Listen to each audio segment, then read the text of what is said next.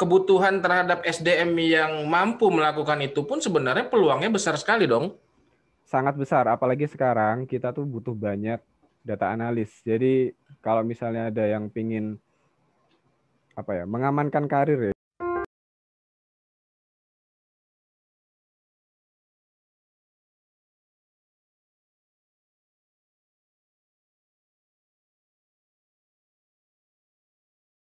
Assalamualaikum warahmatullahi wabarakatuh. Waalaikumsalam warahmatullahi wabarakatuh. Hari ini bertemu kembali bersama Bea Cukai Bengkulu dalam program Ngopi Asik, ngobrol penuh inspirasi dan informasi menarik.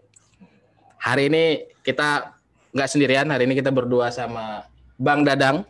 Bang Dadang. Ikonnya kantor Bea Cukai Bengkulu saat ini nih. Boleh. Dan hari ini kita sudah mengundang nih tamu kita. Tamu jauh nih Bang ya? Tamu jauh. Oke. Siapa nih Bang? Siapa? Katanya ini sih masih seangkatan sama Bang Dadang. Tapi sebenarnya saya nggak yakin sih sebenarnya kalau dibilang nggak seangkatan sama Bang Dadang. Banyak perbedaan yang cukup cukup signifikan ya antara Bang Dadang dengan tamu yang akan kita undang kali ini.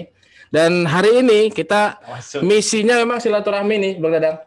Silaturahmi sama teman-teman dari kantor-kantor Bea Cukai di seluruh Indonesia dan hari ini kita sudah tersambung dengan Bang Lazuardi atau kalau nama panggilan bekennya Bang Viko. Bang Lazuardi Zulfikar namanya Bang. Lazuardi Zulfikar. Ya, mungkin ya itu tadi karena Bang Viko. Bang Viko. Okay. Zulfikar. Oh ya, nyambung juga ya. Siapa dia nih Bang? Nah, mungkin kalau untuk bertanya siapa dia, saya mungkin kurang punya referensi nih. Katanya Bang Dadang ini katanya seangkatan, ngakunya seangkatan. Kira-kira gimana Bang Dadang? Oke, terima kasih Bang Dudi. Bang Viko? Ya, iya, kita belum nanya, sebelum kita sapa nih. Bang Viko apa kabar? Iya, sehat Bang? Alhamdulillah sehat Bang. Oke, sepertinya alhamdulillah. Semoga di situasi pandemi ini kita selalu sehat dan berbahagia. Amin. Supaya imun tubuh meningkat. Betul. Dan Bang Viko ini tadi katanya mau dijelasin. Enggak, Bang Viko ini siapa nih? Bang Viko. Mungkin pertanyaan pertama tuh tolong jelasin siapa sih lo nih? Asik. Gitu aja. Oke. Jadi perkenalan dulu ini ya ceritanya. Oke. Nah, iya, perkenalan nih.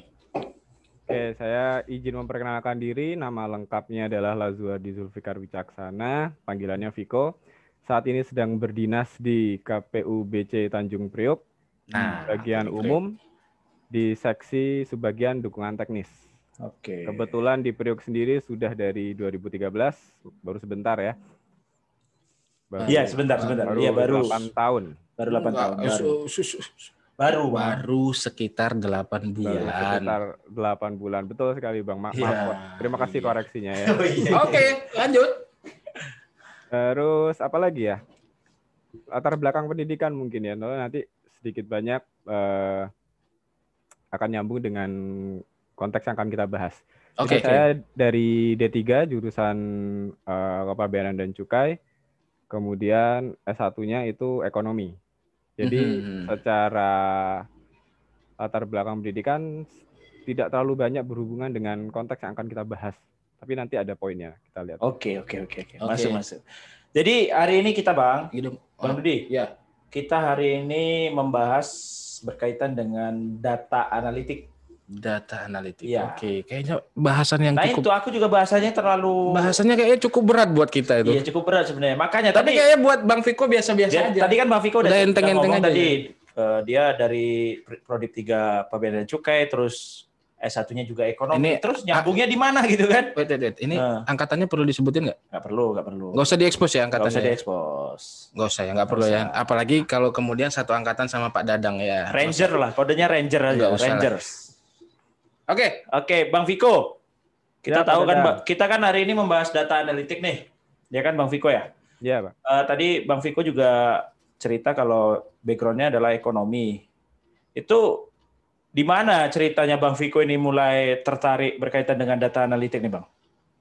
Dan ini aja, secara umum tuh data analitik itu apa sih, Bang?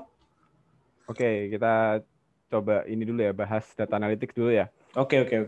Jadi sebenarnya pengertian data analytics itu sendiri sangat luas kalau kita googling ya. Dia ada banyak cabang di dalam sana. Tapi intinya adalah data analytics itu adalah, kalau menurut saya adalah sebuah seni. Pertama, kata kuncinya adalah seni. Seni ya? Seni, ya. Karena nggak ada ilmu eksaknya, Pak. Ada sih tekniknya, tapi ini lebih ke seni. Sentuhan kita sangat penting di sini. Jadi seni untuk mengolah data mentah, data yang tidak ada artinya, menjadi sesuatu yang bisa memberikan informasi dan membantu, dalam case kita, pimpinan kita mengambil keputusan. Jadi poinnya adalah di situ. Seni mengolah data mentah, data yang tidak kelihatan apa-apanya, menjadi sesuatu yang bernilai guna informasi untuk pengambilan keputusan. Kita ringkasnya seperti itu. Keputusan dalam hal ini keputusan yang strategis barangkali ya? Ya, strategis. Oke. Seni mengolah data mentah menuju informasi yang digunakan untuk mengambil keputusan. Ya, sebagai alat pengambil keputusan. Salah satu ya, berarti ya salah satu tools ya untuk mengambil keputusan pimpinan dalam hal yang strategis. Nah, yang disebut data mentah itu apa gitu, Bang Viko? Coba kita pengen dengar nih, yang data mentah itu yang bagaimana, sumbernya dari mana, atau bentuknya apa gitu kan? Atau mungkin secara konkret bisa dikasih contohnya kalau di keseharian kita barangkali? Oke, coba ya.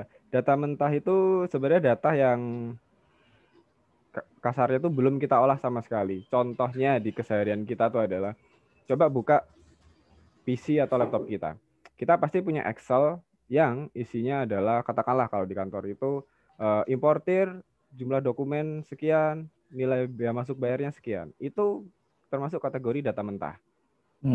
Karena dari Excel tersebut, katakanlah adalah 1 sampai 10.000 entitas, itu kita nggak tahu informasi apa yang ada di Excel tersebut kan. Kita cuma tahu ada 1.000 baris yang isinya adalah nama importir, jumlah dokumen dan biaya masuknya. Tapi kita nggak dapat informasi yang apa yang bisa disimpulkan dari 1.000 ini. Ada informasi besar apa, ada pola apa gitu. Jadi ini kita kategorikan sebagai data mentah. Karena belum kita olah menjadi dashboard atau menjadi bentuk-bentuk lainnya yang lebih canggih lah, istilahnya seperti itu. Itu contohnya, Pak.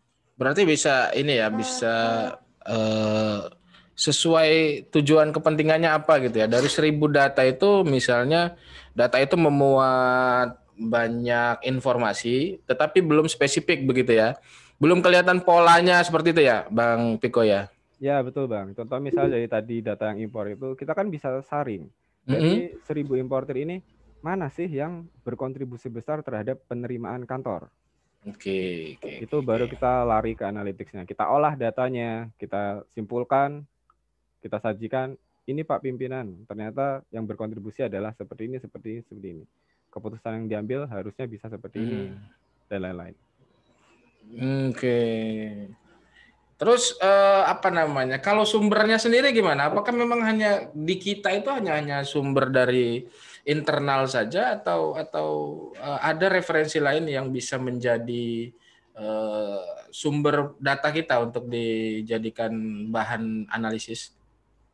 Oke, Bang, data tambahan atau data tambahannya ya, sumber data tambahannya kira-kira? Kalau kita coba breakdown dulu ya, kalau di internal kita sendiri BC, kita punya sumber data yang dari aplikasi in-house, Caisa dan itu kita sebutnya aplikasi in-house. Itu ada sumber data kita. Terus kemudian ada itu sumber data primer ya. Kemudian ada sumber data pelengkapnya itu adalah data yang masing-masing unit atau kantor kumpulkan melalui katakanlah aplikasi mandiri. Itu kita bisa mengkolek data yang tidak di-capture oleh Caisa. Berikutnya adalah ada data lagi yang dari internet. Contoh misalnya indeks komoditas harga, itu sering dipakai juga oleh teman-teman PFD untuk membantu membandingkan harga kan. Tapi itu adalah data kita juga. Maksudnya bukan data punya bea cukai ya, tapi data yang sering kita pakai. Sumbernya ya. Sumbernya dari pihak ketiga di luar. Nah, kurang lebih breakdown-nya seperti ini, Bang. Ini Bro, menarik ini ya. Iya, menarik. Bang Viko. Bang, ini kan profesi data analitik ini kayaknya sekarang kan lagi booming nih, Bang. Lagi daun ini. Lagi populer banget. Saya ini lagi populer dan di banyak pertemuan selalu disebut. Selalu dibahas-bahas. Emang seberapa urgent sih profesi data analitik ini kalau menurut Bung Viko di era-era yang sekarang ini, apalagi pandemi COVID ini ya? Gimana tuh Bang, pendapat Abang tuh Bang? Oke, kalau urgennya ya sangat urgent ya, karena sekarang itu semua yang kita kerjakan itu sudah bisa terrecord. Apalagi yang dilakukan oleh katakanlah pengguna jasa impor dan ekspor dan cukai di bea cukai, semuanya bisa terrecord. Dan di situ kan menghasilkan sebuah kumpulan data yang besar. Kumpulan data yang besar ini sebenarnya sangat berguna untuk kita memecahkan masalah. Mau baik penerimaan, pengawasan, monef, kepegawaian, itu semua bisa dipakai. Nah, kenapa ini penting sekarang? Karena bayangkan aja gitu, sekarang dengan data yang ada, kita bisa mengolah beberapa tahun lagi, mungkin kita bisa pengguna jasa importir itu submit, itu akan langsung diproses secara otomatis oleh sistem, klasifikasi HS-nya, penetapan harganya itu bisa otomatis. Udah Nah, pakai sekarang apa namanya learning, kecerdasan buatan gitu ya. kecerdasan buatan. Oke, jadi mesin yang kerja gitu ya. Mesin yang kerja. Itu satu di situ. Terus kemudian ada satu manfaat lain penggunaan data analytics yang mungkin harus, menurut saya ini paling penting. Penggunaan data analytics itu membuat pekerjaan kita bisa bukan terbebas ya, bisa menolong kita dari moral hazard. Seringkali gimana tuh Bang? Maksudnya gimana tuh Bang? Iya, benar juga ya. Ini seringkali ketika kita bekerja, mungkin terutama teman-teman pengawasan atau fungsional PFPD gitu, sebenarnya dia menetapkan itu sudah sesuai dengan aturan, sesuai dengan PMK. Tapi tetap ada satu case yang walaupun sudah sesuai aturan itu tetap bisa di-challenge dan menempatkan rekan-rekan kita itu dalam posisi yang kurang enak lah istilahnya seperti itu. Nah, dengan adanya bantuan data, keputusan yang diambil itu bisa lebih objektif. Karena kita tidak menyerahkan kepada manusia yang berbeda-beda, Pak. Isi kepala orang itu berbeda-beda. Ya mungkin saja banyak pertimbangan lain gitu ya. Ya, betul, banyak pertimbangan lain. Tapi ketika itu kita serahkan ke proses data analytics, penilaian tersebut jadi subjektif sehingga kita yang mengambil keputusan tidak lagi tidak lagi subjektif gitu kan, objektif. Jadi moral hazard kita bisa berkurang di situ. Oke. Ini yang sedikit menarik nih, kita mau korek-korek nih sedikit sama Bang Viko nih. Bang Viko nih mulai kapan ini senang sama hal-hal yang terkait data analitik nih? Atau memang selama tugas di tempatnya sekarang memang ini ya, memang ngurusinnya itu terus gitu? Apa enggak puyeng gitu kan? Atau mungkin ada background-nya lah, apa mungkin alasan kenapa harus menjadi seperti itu? Kalau bekerja dengan data itu sebenarnya saya udah dari 2012. Cuman waktu itu belum terlalu analytics. Kasus analitik saya pertama yang benar-benar menggunakan yang bisa dikatakan sebuah proses data analytics itu kalau nggak salah di tahun 2014-2015. Waktu itu ada memecahkan kasus fraud. Fraud ya. Ya, tapi saya nggak bisa jelaskan detailnya. Oke. Yang jelas dengan fraud di situ. Yang melibatkan pegawai dengan aplikasi, intinya seperti itu. Terus lanjut lagi 2018 kita mengolah data, menggabungkan antara profil bea cukai dengan profil perpajakan.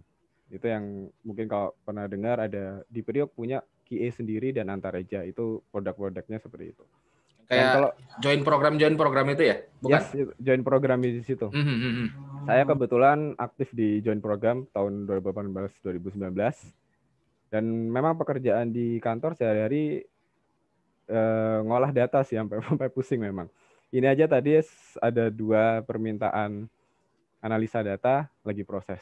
Jadi tiap hari emang kerjaannya seperti itu. Bosan. Dan itu by request ya, maksudnya by order dari pimpinan. Artinya ketika pimpinan mengatakan kita butuh data ini untuk membuat keputusan ini begitu ya. Jadi benar-benar langsung ke spesifik gitu ya. Yang diladenin itu memang benar-benar data yang bersangkutan yang memang dioles-oles gitu ya.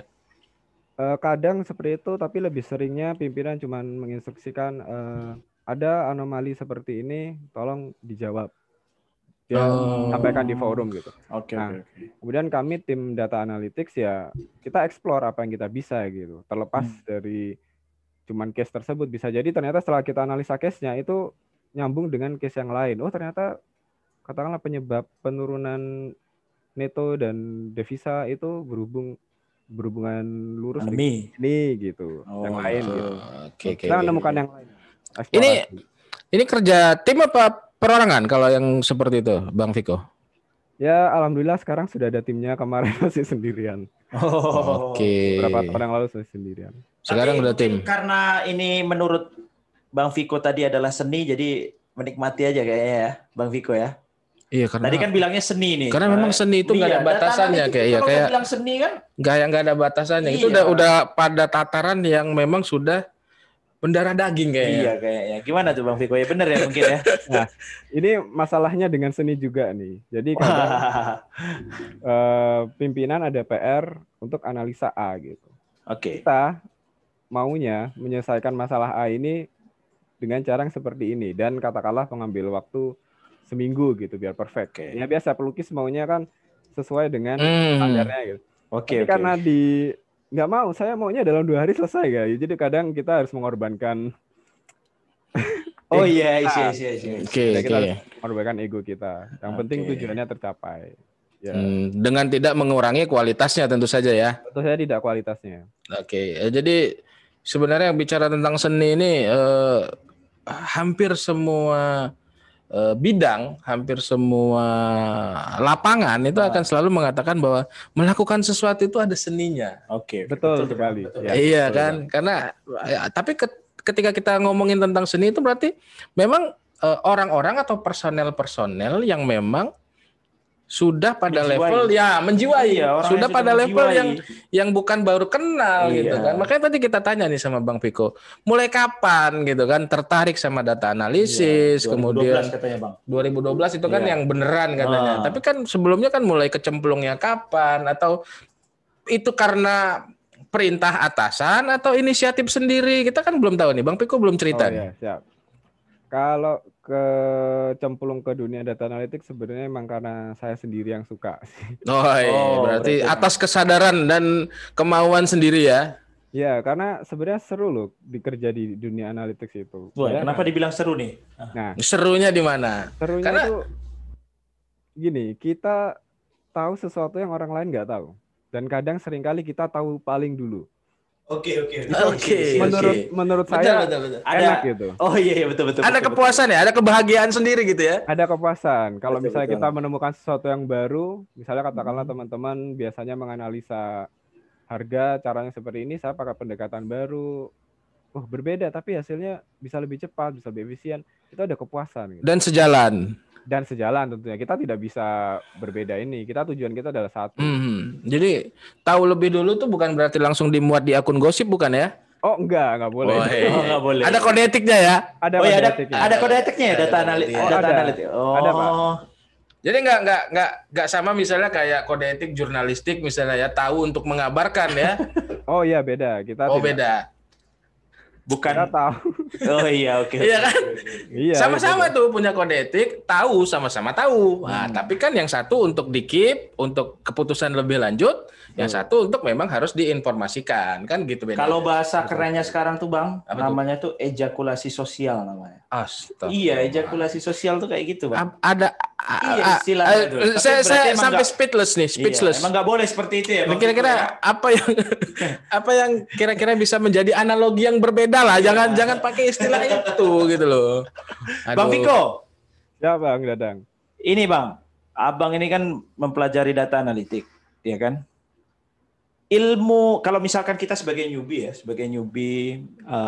itu ilmu apa yang harus saya kuasai gitu?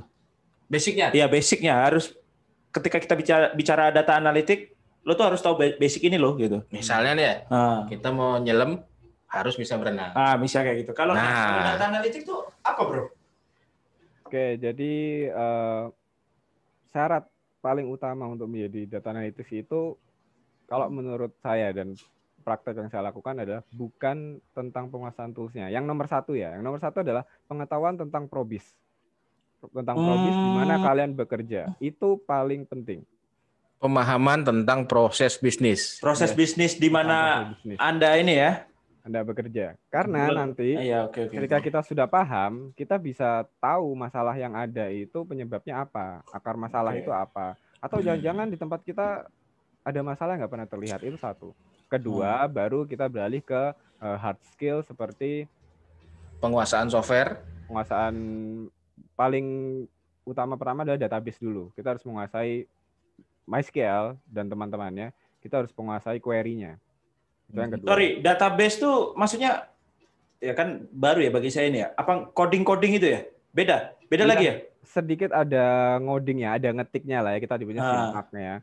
Itu kita katakanlah saya mau mengambil data ini yang syaratnya A, B, C, D. Itu kita ketik perintahnya, kita run, keluar datanya. Dari data Excel yang 1000 tadi, ibaratnya kalau di Excel mungkin kita bisa filter ya. Tapi ketika data kita besar, lebih dari katakanlah lebih dari 500.000 gitu kan, agak nge-lag kan. Kita di database olahnya.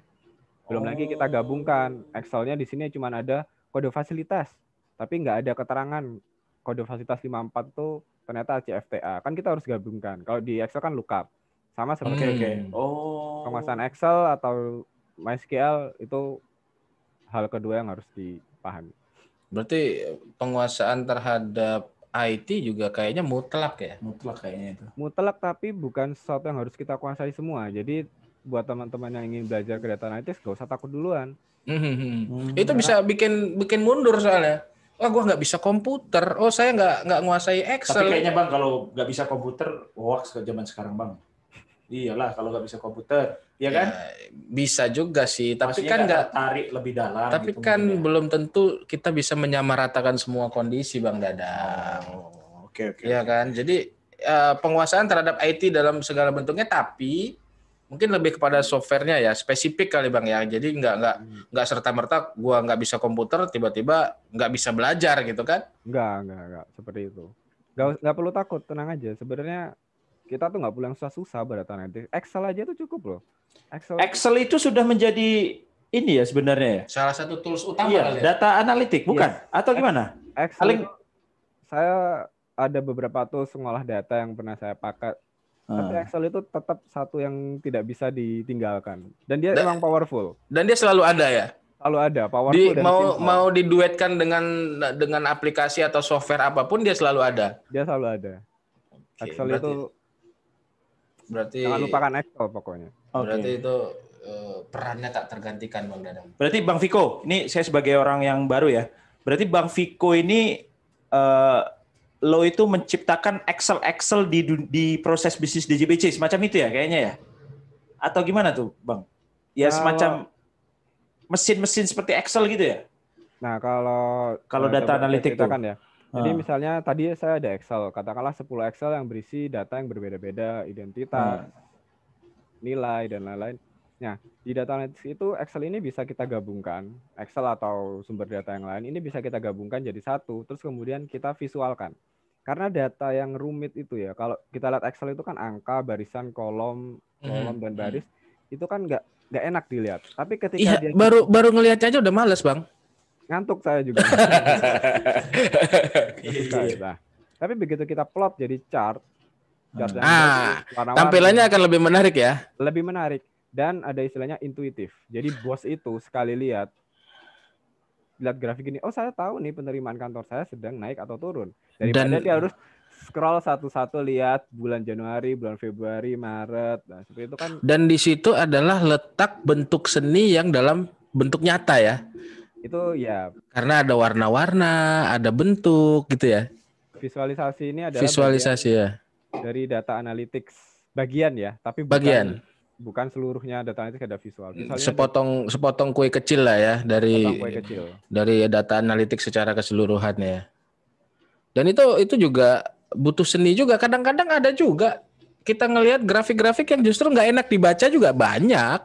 Betul Bang, itu memang ada ilmunya sendiri. Nah itu. Oh beda ya berarti data analitik terus visual nih mungkin nyambung nggak sih?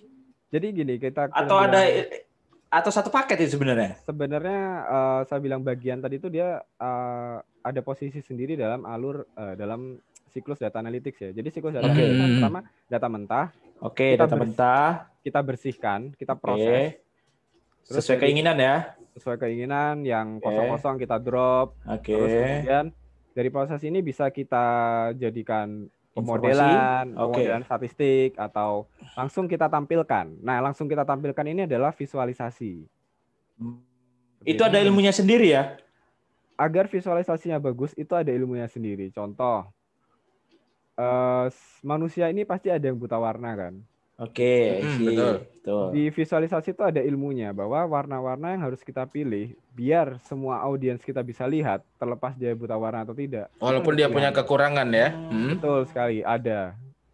Lengkap juga emang seninya ini, Bang Dudi. Ini seni dalam arti konkret dan abstrak nih. Iya. Karena ada seni yang memang bagaimana cara menjalankannya, ada seni yang bagaimana cara memvisualisasikannya, menampilkannya gitu loh. Jadi ini memang ini. Dan korelasi dengan yang seperti Bang Viko bilang di awal, korelasi dengan basic pendidikan ekonomi itu kira-kira bisa digambarin nggak korelasinya itu gimana?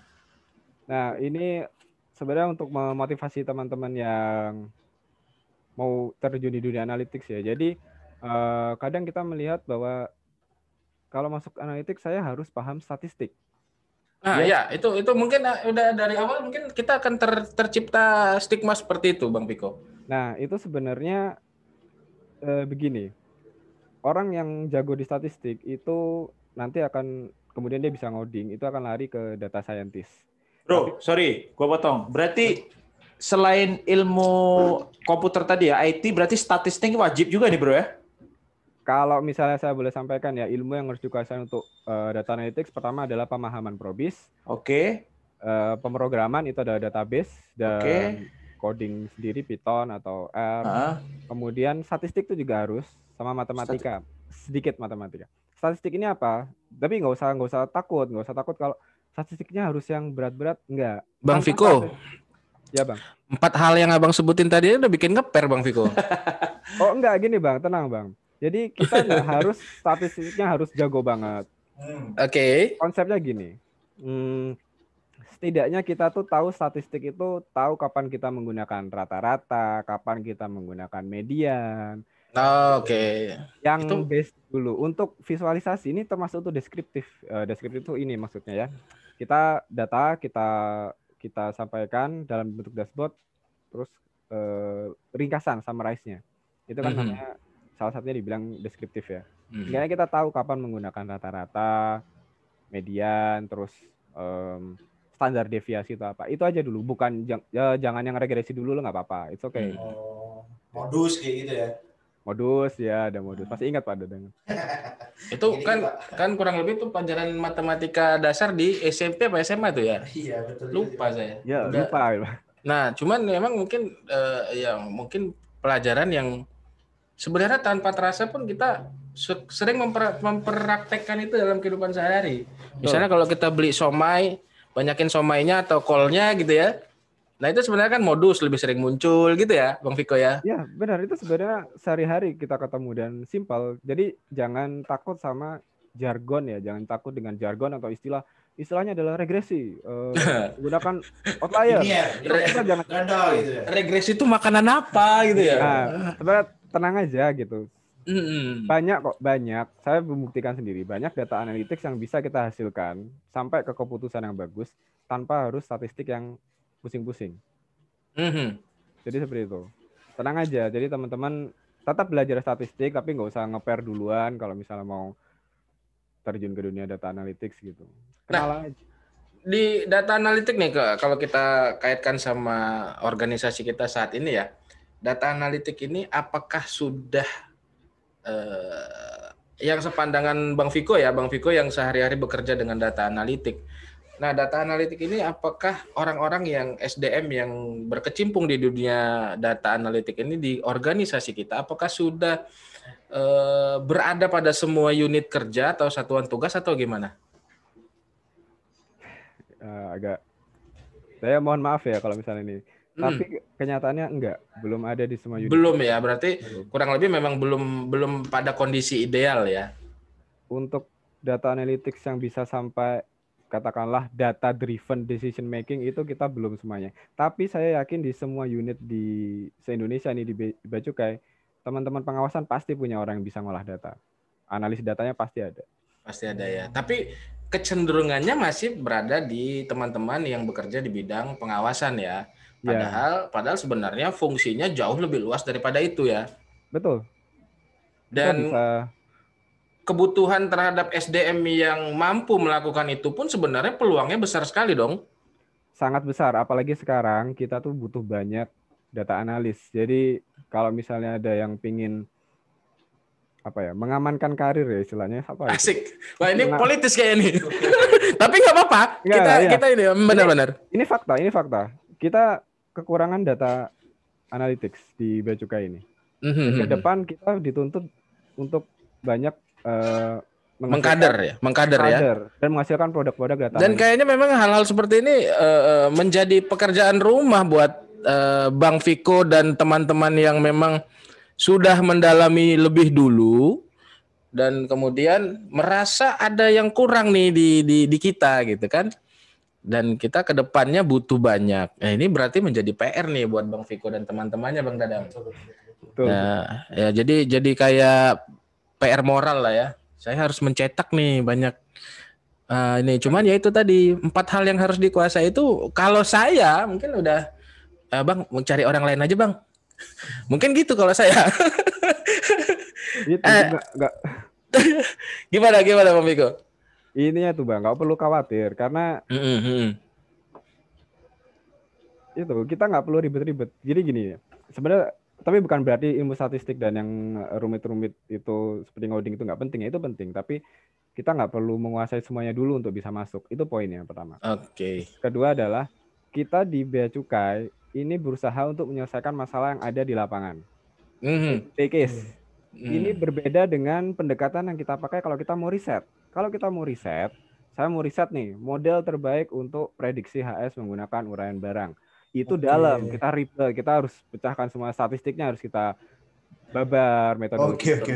Tapi kita ketika kita mau memecahkan masalah di kantor seperti itu, ya lambat, ketinggalan kita. Dan akan makan waktu dan energi besar untuk melakukan itu ya. Dan tidak semua orang bisa melakukannya, Bang. Ya betul. Dan semua orang nggak semua orang punya akses untuk melakukan itu ya. Jadi tuh sebenarnya kita apa yang bisa kita lakukan aja. Kuncinya seperti itu data analytics.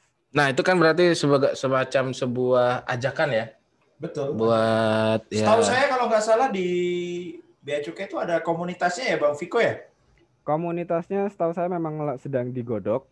Jadi kita tunggu aja dalam waktu dekat mungkin akan ada launchingnya. Yang saya dengar di komunitasnya juga nanti ada pelatihan. Jadi kita semua bisa sharing. Oke. Dan ini yang perlu digarisbawahi nih, mungkin tidak kemudian menjadi halangan buat saya dan teman-teman barangkali ya. Yang minat gitu ya. Yang minat itu apakah ada batasan usia, ya kan? Iya. Nah, itu kadang-kadang kan menjadi pertanyaan tuh. Kadang-kadang ada yang anak-anak muda nih, saya mau bergabung ke sana, wah isinya senior semua. Atau yang sudah kelewat senior, wah isinya anak-anak muda semua. Itu kira-kira gimana, Bang Viko? Itu sebenarnya nggak ada batasan, Bang. Di kan ada grup kecil di BC ini yang membahas tentang pembentukan komunitas ya. Itu anggotanya anak muda, anak tua. Anak tua, iya. Sorry, yang eselon 2 aja ada. Oh, ada eselon 2 aja. Wow, luar biasa. Okay. Eselon 4-nya ada, yang masih junior juga banyak. Jadi sebenarnya tidak kenal usia dan tidak kenal lintas generasi, lintas jabatan juga ya. Jabatan. Di sini berarti benar-benar ilmu ya. Ilmu. Pure ilmu ya. Dan yang penting di data analytics itu tidak semua hal bisa dikerjakan satu orang. Jadi kolaborasi itu penting banget. Oke. Kerja tim ya? Kerja tim itu penting banget. Nggak bisa semuanya dikerjakan sendiri. Pasti hasilnya lebih bagus yang kerja tim. Oke. Kemudian kalau kita kaitannya sama ini ya, kenapa kemudian Bang Viko memilih mendalami, terus memutuskan untuk saya mau jadi bukan spesialis, tapi kan kemudian beberapa tahun terakhir ini karirnya Bang Viko nih ada di bidang ini gitu kan? Iya. Nah, apa kurang lebih bisa digambarin nggak apa keuntungannya selain ilmu, wawasan dan informasi yang mungkin kita bisa duluan tahu, kita bisa duluan prediksi. Nah, sukanya yang lain apa nih? Sebelum kita tanya dukanya. Sukanya Seni tadi ya. Sukanya itu apa ya? Saya mengutip kata teman saya nih. Kalau Sebut namanya nggak nih? Oh, boleh. Ini rekan kerja saya di Priuk namanya Fatih ya. Saya suka kata-katanya. Jadi Oke, gimana? kalau kita bekerja itu layaknya bermain, itu kita adalah orang paling bahagia. Bayangin, 8 jam kerja, tapi itu kerjanya itu rasanya mainan buat kita. Wait, kita cerna dulu nih kayaknya. Apalagi yang pro gamer sekarang itu ya, main dapat duit, semacam itu mungkin ya. Seperti itu. Oh, berarti kayak semacam hobi yang dibayar gitu barangkali ya, sudut pandangnya ya. Hobi yang digaji oleh Kementerian Keuangan kebetulan. Jadi kalau kerja itu memang benar-benar dirasakan sebagai bermain ya sebagaimana layaknya anak kecil ya gitu ya, seneng aja gitu ya, nggak bisa tidak terdefinisi gitu mungkin ya perasaannya gitu ya. Iya, kita seperti kita mengungkapkan cinta gitu ya ke pasangan gitu ya. Kalau diterima. Kalau diterima ya, kalau ditolak kalau ditolak mutung juga ya. Santet kita. Oke. Nah itu sukanya tuh ya, ketika kita sudah sampai pada level merasa ini hobi, mainan, tapi kita punya income dari situ ya. Itu kan sukanya. Kira-kira dukanya gimana, Bang? Nah, jangan ngajakin aja, kemudian menceritakan yang indah-indahnya aja. Tapi kalau hobi kayaknya nggak ada duka deh, Bang. Tapi kita nggak tahu deh. Nah ini kita cerita dulu. Dukanya adalah yang pertama itu kadang kita harus ekspektasi pimpinan, ekspektasi organisasi dengan output kita itu masih ada kesenjangan yang tinggi. Ada gap. Kenapa? Karena pimpinan itu kadang kurang memahami benar-benar apa yang dibutuhkan biar sebuah siklus data analytics itu bisa berjalan dengan baik. Karena kita yang di bawah ini kan yang mengerjakan semuanya, mulai dari kita berurusan dengan data yang kotor, dengan hardware yang terbatas, kapasitas laptop atau kapasitas PC gitu. Itu kadang kita jadi sedih juga, kita tidak bisa memenuhi ekspektasi pimpinan gitu. Tapi ekspektasi pimpinan juga kadang ada yang terlalu tinggi di luar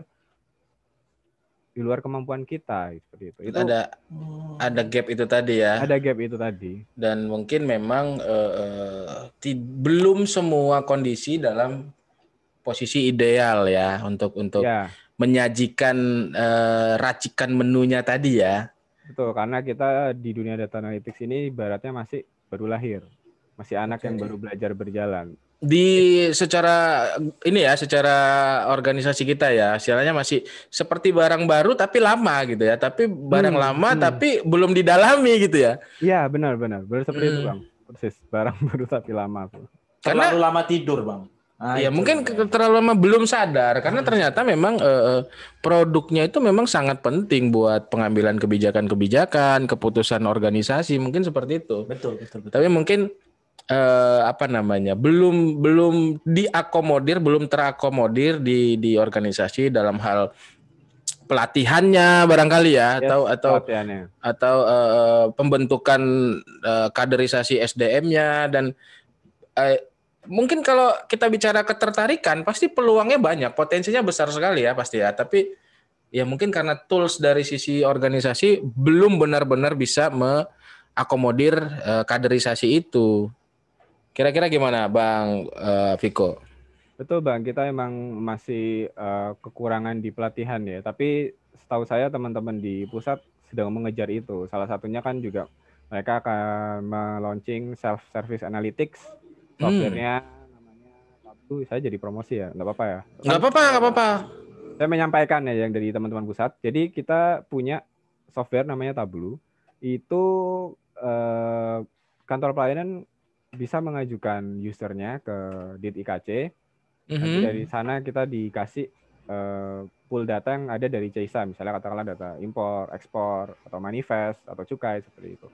Terus kemudian dari sana teman-teman unit bisa mengolah datanya, bisa mencoba untuk melakukan analitik sendiri menggunakan data in-house. Dan ini sudah dirilis ya, maksudnya memang sudah ada mekanisme resmi untuk itu ya?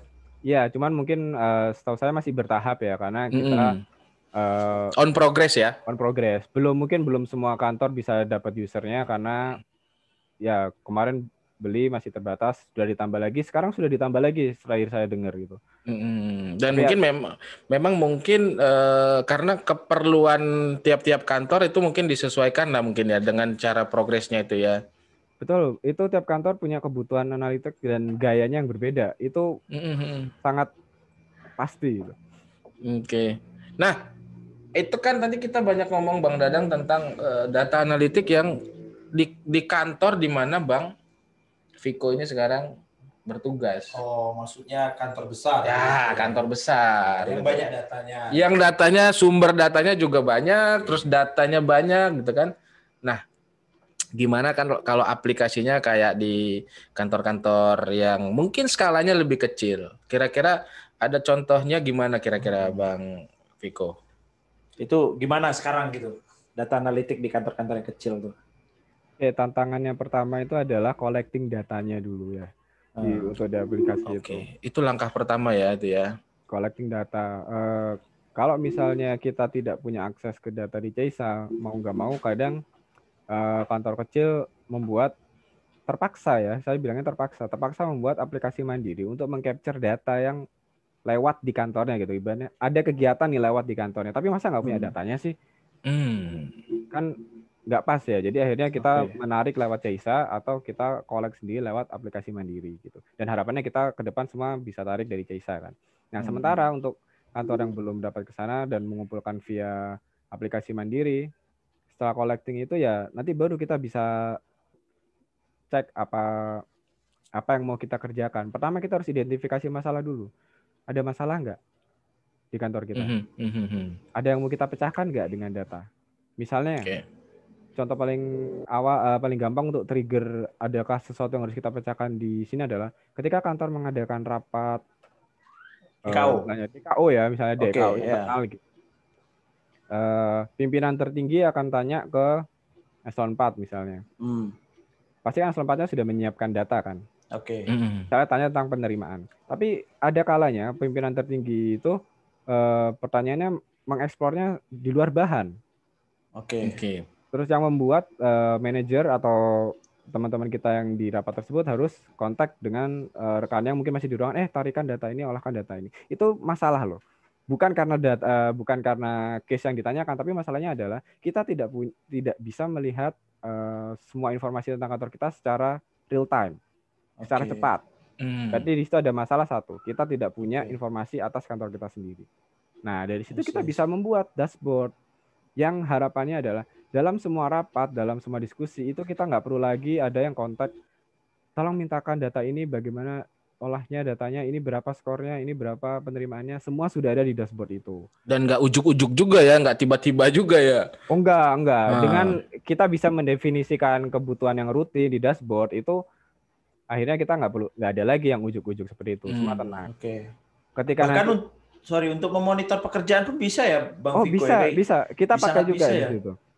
Apalagi kalau misal di kantor yang pegawainya tidak terlalu banyak, itu justru lebih gampang untuk monitoring performance pegawainya. Itu ada banyak ide di sana. Misalnya kalau saya sering di Piduk ya, kita lagi mencoba pendekatan untuk melihat, simpelnya adalah ABK yang bergerak secara harian. Jadi dalam seminggu nanti kita bisa lihat, sepertinya di layanan A tren dokumennya meningkat nih, tapi pegawainya belum ada tambahan, kita pinjam dari unit lain, BKU kan sementara.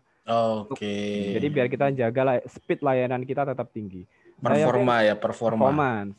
Kita kan harus cepat kan. Itu bisa di ranah kepegawaian. Kita juga masih belajar untuk ke arah sana seperti itu. Dan semoga dalam langkah kedepannya juga semakin performnya juga semakin baik dengan bantuan atau dukungan dari produk-produk nih dari data analisis. Betul Bang. Kita bisa SLA kita bisa benar-benar sesuai dengan kenyataan. Bukan SLA yang terlalu cepat atau terlalu lama untuk pengguna. Jadi kan win-win solution antara pegawai dan kantor. Dan itu secara organisasi juga akan semakin meningkatkan performa ini ya, Ya, sejalan dengan jargon Bea Cukai makin baik toh. Makin baik, betul. Kita arahnya makin Nah, baik semuanya. ini siap-siap.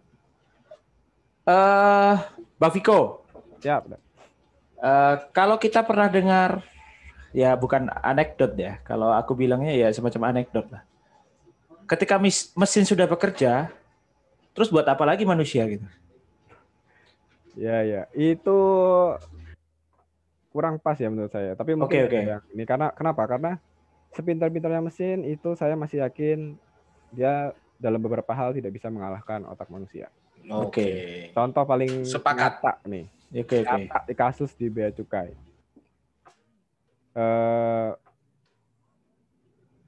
Mungkin dalam beberapa tahun ke depan kita masih belum bisa menggantikan klasifikasi yang dilakukan oleh teman-teman PVID secara total menggunakan mesin. Saya bilangnya secara total ya. Kalau secara parsial bisa, tapi secara total itu nggak bisa.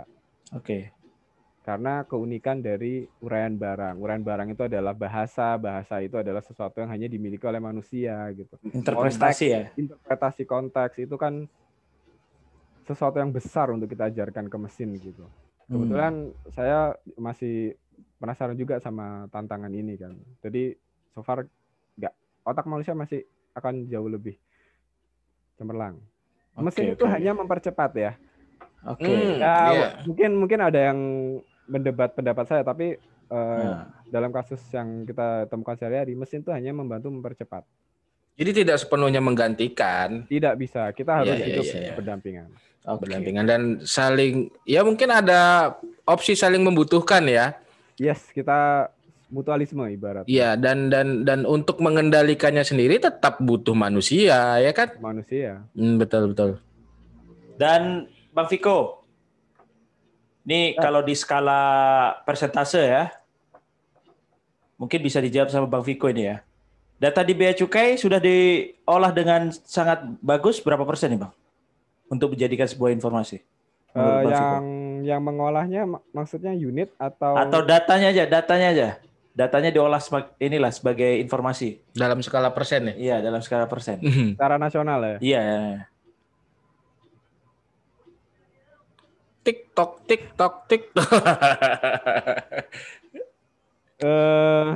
Gambaran saja.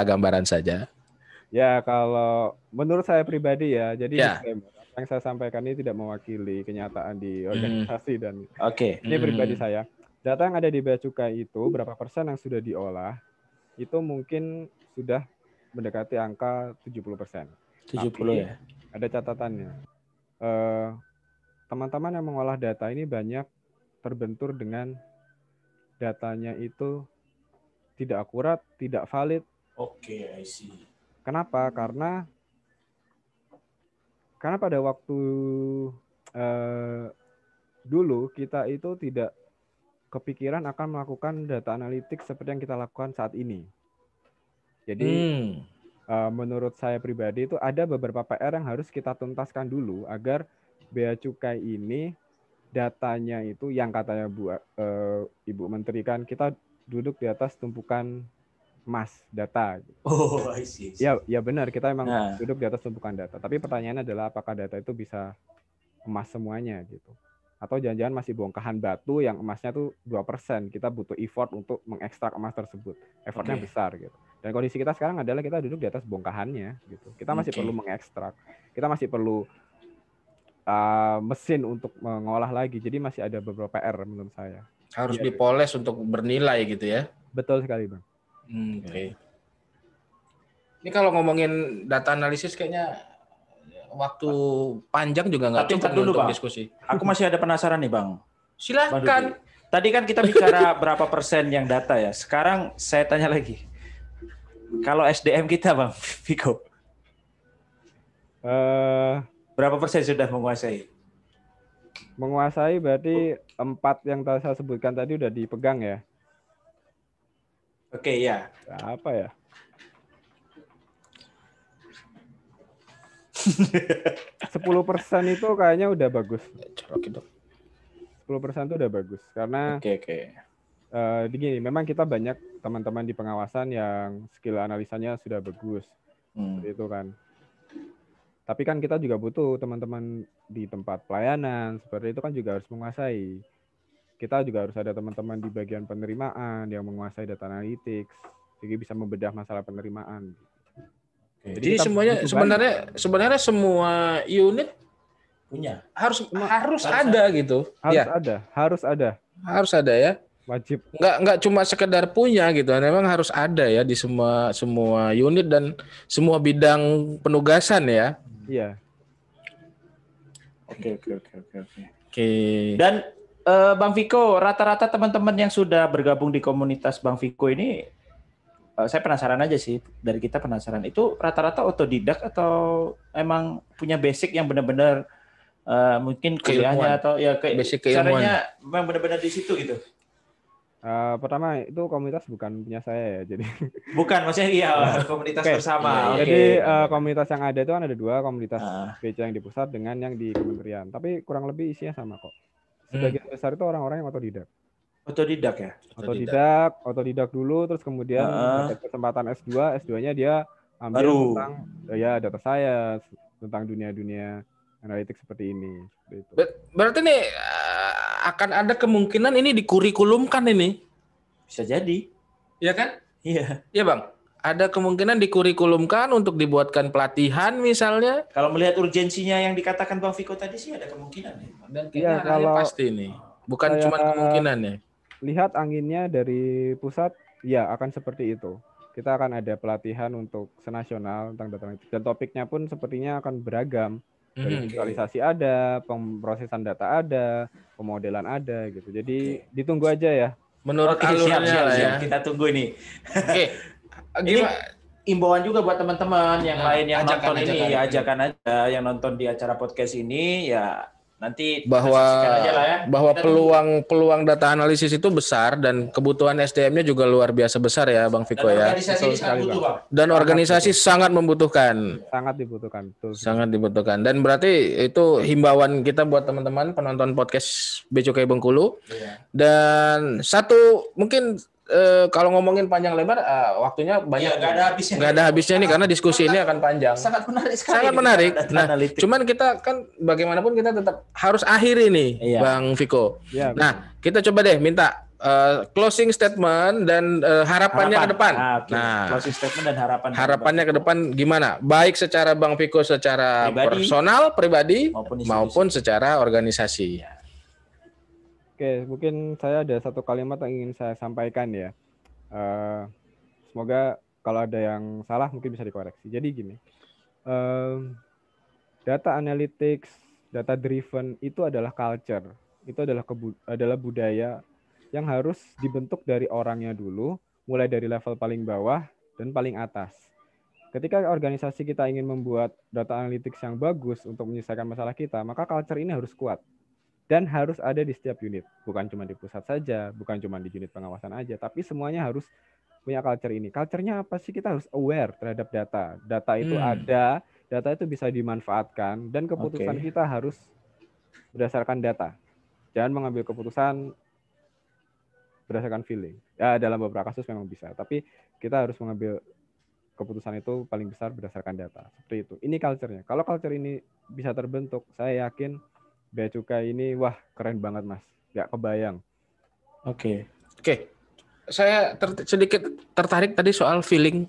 Itu kayaknya feeling itu atau mungkin lebih tepatnya insting kali ya. Insting itu akan terbentuk dengan pelatihan ya, latihan yang sudah cukup lama. Mungkin dalam beberapa hal itu berlaku nggak? Ya betul, terutama di pengawasan ya, kita semua tahu. Nah gitu. Berarti ada kalanya insting memegang peranan. Saya sampai saat sekarang sangat mengakui insting itu sangat berguna. Oke. Jadi tidak melulu soal ilmiah dan based on data ya? Oh enggak, kita di sini itu tadi saya bilang kan, kita tuh bukan dalam ranah untuk membuat riset. Kita ini adalah untuk memecahkan masalah real di lapangan yang kadang berbeda dengan textbook. Jadi insting diperlukan. Ya. Dan itulah sentuhan manusia. Harapannya tadi. belum Bang? Udah belum? Oh iya harapan. Tadi harapan belum kita singgung. Itu kan tadi baru closing statement. Iya, baru closing statement. Kalau harapan saya itu adalah agar semua insan di Bea Cukai Indonesia ini, Kementerian Keuangan ini, pertama satu, kita bisa mengekspor data. Sekali kita bisa mengekspor data, saya yakin kontribusi yang diberikan teman-teman ke DJBC ini akan jauh lebih besar daripada kondisi yang diberikan saat ini. Saat ini kita dapat data, tapi memang ada rules-nya gitu, masih belum full. Tapi kalau seandainya teman-teman semuanya bisa punya hak yang sama, punya akses yang sama terhadap data, wah, yakinlah saya, jos Bea Cukai makin baik. Oke. Mantap. Tepuk tangan lah. Bang Viko, kopi saya juga udah mulai habis. Dan agak dingin. Ya kalau saya tadi kan jalan terus nih ngopinya kan gitu.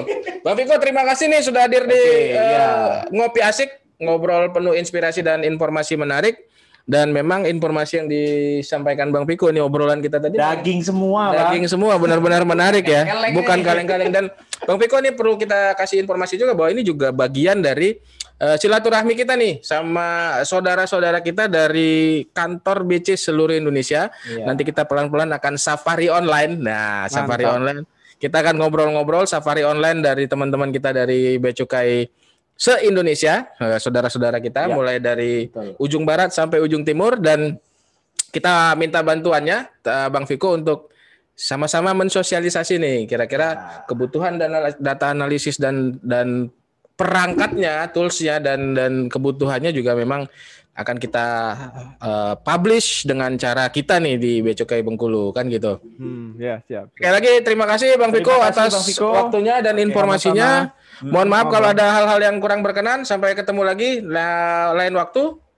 Dan kita tutup Ngopi Asik, ngobrol penuh inspirasi dan informasi menarik. Jangan lupa ngopi hari ini. Oke.